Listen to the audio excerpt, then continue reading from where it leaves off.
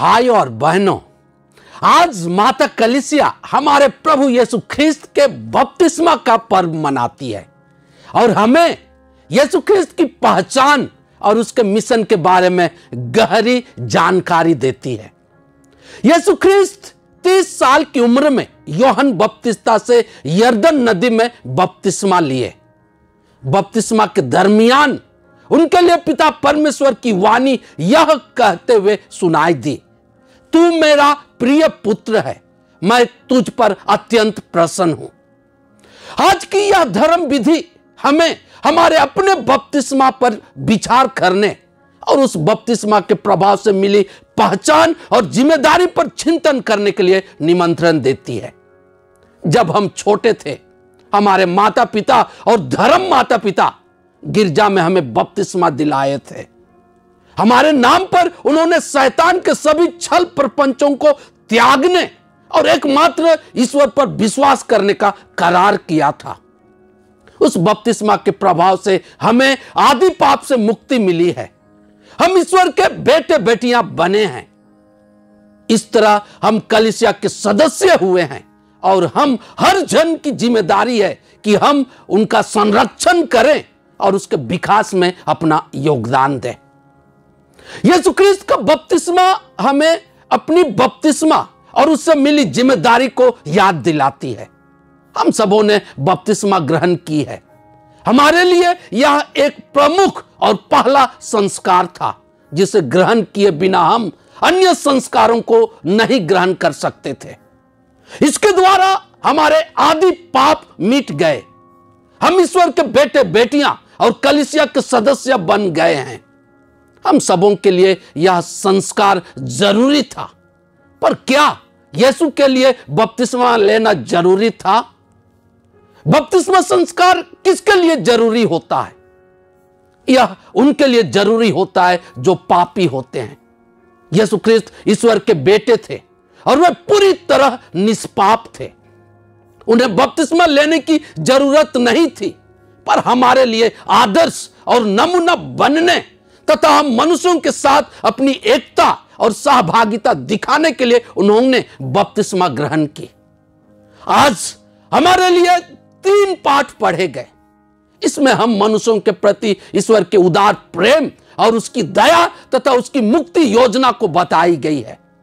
अतः हम ईश्वर की महानता को जानें, उसे स्वीकार करें और उससे जुड़कर हमारे लिए और पूरी मानव जाति के लिए उसकी जो मुक्ति योजना है उसे पूरा करें और धन्य हो जाएं। आज का पहला पाठ नबी इसायाह के ग्रंथ से पढ़ा गया। इसमें बाबुल देश में निर्वासित हताश निराश इस्राएलियों को सांत्वना का संदेश दिया गया है। उनके लिए मुक्ति और उद्धार की बात की गई है और यह सब ईश्वर की महती दया और प्रेम के कारण संभव हुआ। उन्हें बताया गया कि उनके विपत्ति के दिन समाप्त हो गए हैं। उनके पापों का प्रायश्चित हो चुका है। उनके सभी अपराधों का पूरा पूरा दंड मिल चुका है। अतः वे आशा और विश्वास के साथ ईश्वर पर भरोसा रखते हुए ईश्वरीय मुक्ति पाने के लिए अपने को तैयार करें। अपने जीवन से ईश्वर विरोधी मनोभावों और बुराइयों को दूर करें। धार्मिकता, पवित्रता, मेल मिलाप और भाईचारा का जीवन जिए।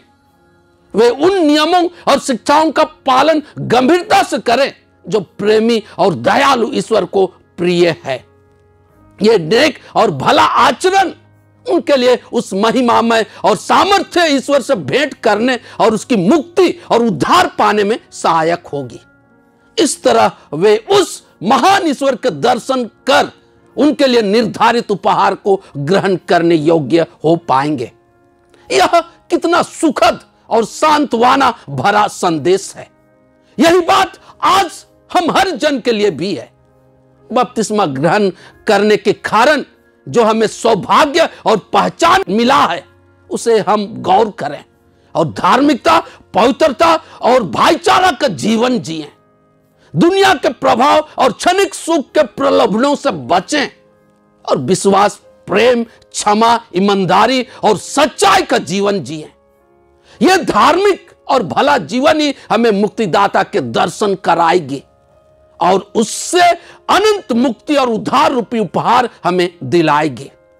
क्या हम सदा बने रहने वाली ये महान उपहार पाने के लिए ये सब कर सकते हैं? आज का दूसरा पाठ तीतुस के नाम संत पौलुस के पत्र से पढ़ा गया। इसमें यीशु ख्रिस्त के माध्यम से ईश्वर की महानता को बताई गई है। ईश्वर हम पूरे मानव जाति का कल्याण चाहते हैं। वह यह सब हमारे किसी पुण्य कर्म के कारण नहीं, बल्कि अपने स्वभाव, प्रेम और दया के कारण चाहते हैं। अतः हम पूरे मानव जाति को चाहिए कि हम उस ईश्वर के बेटे यीशु ख्रिस्त के द्वारा ईश्वर की महानता को जानें, जिसने अपनी कृपा अपने बेटे यीशु ख्रिस्त के माध्यम से हमारे लिए प्रकट किया, जो स्वेच्छा से हम हर मानव के उद्धार के लिए क्रूस पर अपना प्राण अर्पित कर दिया। अतः हम उसकी शिक्षा का पालन करते हुए अधार्मिकता और विषय वासना का त्याग करें और इस दुनिया में संयम, न्याय तथा भक्ति का जीवन जिएं।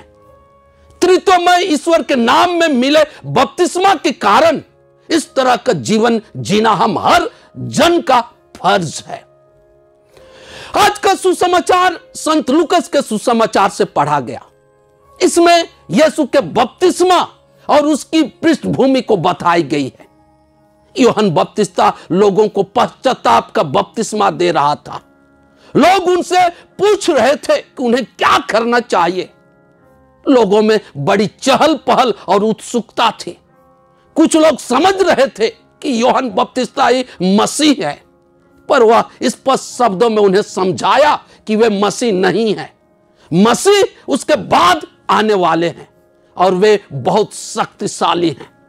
वह तो इतना छोटा और कमजोर है कि वह झुककर उनका जूता का फीता भी नहीं खोल सकता है। इस तरह के बातों के बाद यीशु भी वहां आए, कतार में खड़े होकर यूहन्ना बपतिस्ता से बपतिस्मा ग्रहण किए। वह एक अद्भुत घटना थी।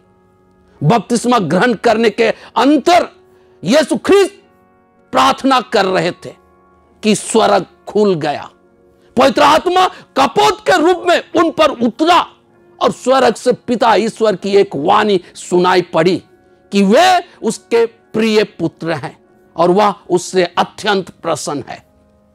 यह अनोखा नजारा था। यह पवित्र त्रित्वमय ईश्वर पिता, पुत्र और पवित्र आत्मा के रूप में संयुक्त होकर ईश्वरीय प्रेम और मिशन को प्रकट कर रही थी। यीशु के बपतिस्मा के समय घटी यह घटना हमारे लिए यीशु की पहचान और उसके मिशन को प्रकट करती है और हमें उसे जानकर उससे जुड़ने की चुनौती देती है। साथ ही हमें भी पवित्र त्रित्व ईश्वर के नाम में मिली बपतिस्मा को याद दिलाती है। हम भी बपतिस्मा के द्वारा ईश्वर के प्रिय पुत्र और पुत्रियां बने हैं और यह हमारी पहचान है। पर कई बार हमारी यह बपतिस्मा लेना केवल पारिश के रजिस्टर में नाम दर्ज कराने तक ही सीमित रह जाती है। हम अपनी पहचान के आधार पर अपना जीवन नहीं जीते हैं। हमारे आचरण और गैर ख्रिस्तों के आचरण में कोई फर्क नहीं दिखता। अतः इस पहचान के आधार पर हमारा आचरण हो। हम ये जाने कि इसके द्वारा हम दुनियाई तौर तरीके से अलग किए गए हैं। हम आध्यात्मिक बने हैं। हम यीशु ख्रिस्त के मिशन को जारी रखने के लिए बुलाए गए हैं। पर क्या उस आधार पर हमारा जीवन होता है? अतः इस पवित्र यूखरिस्त में प्रार्थना करें कि हम ईश्वर के प्रिय पुत्र पुत्रियां बने रहकर अपने जीवन से यीशु के मिशन को पूरा कर ईश्वर की महिमा कर सकें। ऐसा करने में ईश्वर हमारी मदद करे। आमीन।